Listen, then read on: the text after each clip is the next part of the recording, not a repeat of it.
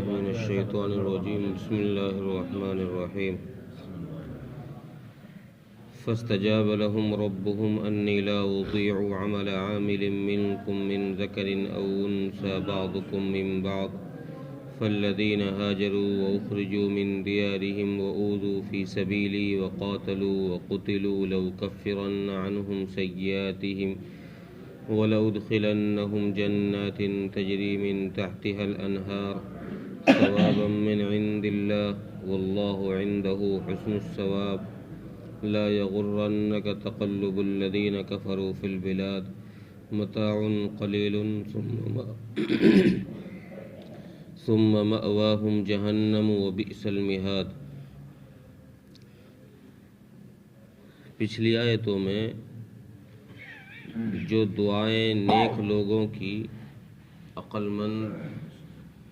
اور مومنین کی جو دعائیں ذکر کی گئی تھی، ان دعاؤں کی قبولیت کا اس آیت کے اندر ذکر ہے۔ پہلی آیت میں تو اللہ تبارک و تعالیٰ نے مسلمانوں کو یہ بتایا کہ تمہارا کوئی عمل بھی، تم جو بھی محنت کرو گے، ہم تمہارے کسی محنت کے کام کو ضائع نہیں کریں گے، خواہ مرد کرے یا عورت کرے۔ جو بھی ہمارے لیے محنت کرے گا، ہم اس کی محنت کو ضائع نہیں کریں گے، اس کو اس کا بدلہ دیں گے، اس کا ثواب اس کو دیا جائے گا۔ تو اللہ تبارک و تعالیٰ نے اس آیت میں مسلمانوں کی، نیک لوگوں کی دعا کی قبولیت کا ذکر کرتے ہوئے فرمایا کہ ہم نے ان کی دعا قبول کر لی جنہوں نے ہمارے راستے میں تکلیفیں اٹھائی ہیں، پریشانیاں اٹھائی ہیں، ہمارے راستے میں ان کو گھر چھوڑنا پڑا ہے، ہجرت کرنی پڑی ہے، اور ہمارے راستے میں ہی ان کو شہید بھی کر دیا گیا ہے۔ ہم ایسے لوگوں کو اپنی طرف، جب وہ ہمارے پاس آئیں گے تو ہم ایسے لوگوں کو اپنے پاس ایسی جنت میں داخل کریں گے جس جنت کے نیچے سے نہریں جا رہی ہوں گی، جس باغ کے پیڑوں کے نیچے سے نہریں بہہ رہی ہوں گی، ایسی جنت کے اندر ہم ان کو داخل کریں گے۔ اور فرماتے ہیں کہ اللہ تبارک و تعالیٰ ہی سب سے بہتر بدلہ دینے والا ہے، سب سے اچھا ثواب، سب سے اچھا بدلہ اللہ ہی کی طرف سے دیا جائے گا۔ اگلی آیت میں پھر رسول اکرم صلی اللہ علیہ وسلم کو خطاب کیا گیا ہے، اور آپ کے ذریعے سے، آپ تو چونکہ ایسے نہیں ہیں کہ کسی کے عیش و آرام سے دھوکہ کھا جائیں، آپ کے ذریعے سے اصل امت کو خطاب ہے کہ امت ان کافروں کے چال چلن سے، ان کے عیش و آرام سے، ان کی بزنس سے، ان کی تجارت سے کسی دھوکے میں نہ پڑ جائے۔ تو اللہ فرما رہے ہیں کہ یہ ہم نے جو ان کو راحت اور آرام دے رکھی ہے، ان کو جو آشائشیں دے رکھی ہیں، ان سب کو دیکھ کر تم دھوکے میں نہ پڑ جانا۔ کیوں؟ اس لیے کہ ان کے جانے کے بعد، دنیا سے رخصت ہونے کے بعد، ان کے لیے جہنم کا عذاب ہے، اور جو بہت برا ٹھکانہ۔ حضرت ابو ہریرہ رضی اللہ عنہ کی ایک روایت ہے، فرماتے ہیں کہ رسول اللہ صلی اللہ علیہ وسلم نے ارشاد فرمایا، فاجر جو گنہگار لوگ ہیں، جو اللہ کے نافرمان لوگ ہیں، یہ جب دنیا سے جاتے ہیں تو ان کے لیے اس دنیا سے کوئی چیز ان کے ساتھ نہیں جاتی، یہ خالی ہاتھ جاتے ہیں، اور ان کا جو ٹھکانہ ہے وہ ایک ایسی جگہ ہے جس کو کبھی موت نہیں آئے گی، یعنی جہنم۔ جہنم ایسی جگہ ہے کہ جس میں اس کو تو ختم ہونا نہیں ہے، اور جو اس میں جائے گا اس کو سزا اس قدر دے گی کہ اس کو یہ احساس ہو جائے گا کہ دنیا کی جو عیش و آرام تھی، دنیا کی جو راحتیں تھی، وہ کچھ نہیں تھی، سب بیکار تھی۔ اللہ تبارک و تعالیٰ نے مسلمانوں کو اسی بات کو سمجھانے کے لیے یہ آیت کریمہ نازل فرمائی ہے۔ اور پہلی آیت کا شان نزول حضرت ام المومنین حضرت ام سلمہ رضی اللہ عنہا بنی ہے حضرت ام المومنین ام سلمہ رضی اللہ تعالی عنہا نے رسول اکرم صلی اللہ علیہ وسلم سے ارشاد فرمایا کہ اللہ کے نبی، اللہ تعالیٰ نے ہجرت میں مردوں کا تو ذکر کیا ہے، جب ہجرت کا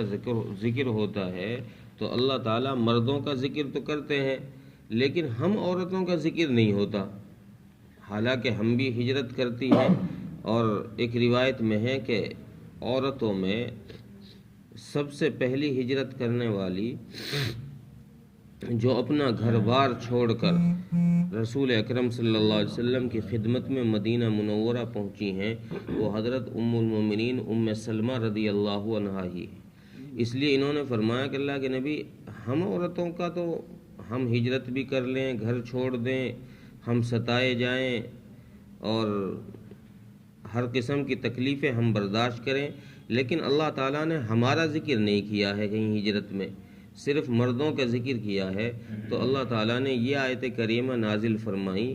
اور اس آیت کو نازل فرما کر یہ ارشاد فرما دیا کہ خواہ مرد کرے کوئی نیک کام یا عورت کرے، من ذکرن او انسا، تم میں سے مرد کرے کوئی اچھا کام یا عورت کرے، اس کو اس کے اس عمل کا بدلہ دیا جائے گا۔ اور اصل میں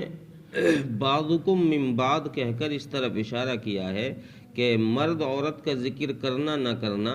یہ کوئی اتنی بڑی بات نہیں ہے۔ اگر مرد کا ذکر کر دیا تو گویا عورت کا بھی ذکر آ گیا ہے، اس لیے کہ بعضکم من بعض، تم اصل میں ایک ہی ہو، الگ الگ نہیں ہو، تم سب آدم کی اولاد ہو، آدم اور حوا کی اولاد ہو۔ عورت کو بھی ہم نے مرد کے پشت سے پیدا کیا ہے اور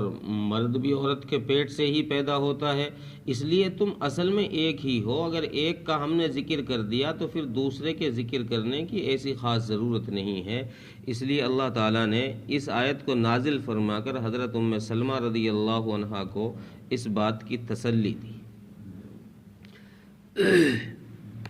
ترجمہ دیکھ، فاستجاب لهم ربهم انی لا اضیع عمل عامل منکم من ذکر او انثی۔ تو اللہ تعالیٰ نے ان لوگوں کی